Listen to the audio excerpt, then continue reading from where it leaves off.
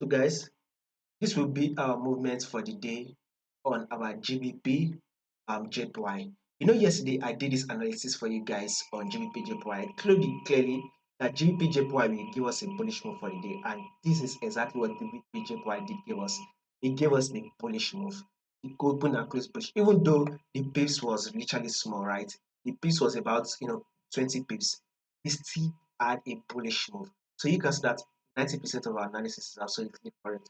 Now let's see what market will be doing for the day. So for those that are yet to subscribe to the channel, in order for you not to miss out on more quality updates, make sure you click on the subscribe button like and share.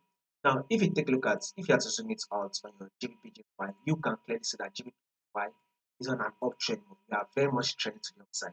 Now, if you have to now zoom it also, you will see the current trend right here. You can see that markets at first gave us a reversal pattern, which is a double bottom, sorry, a double bottom. Then it pushed up to form an high against the higher low. Guess what market did again? Market rallied up to form a new higher high. This is the higher low right here. Now market has now pushed up to form an equal high right here. This is an equal high that market has formed. So we should expect market to continue that bullish move till it is able to form a new completely higher high, thereby taking out this high. So guys, this is to tell you that a bullish move for the day, what we are going to be expecting on GBP.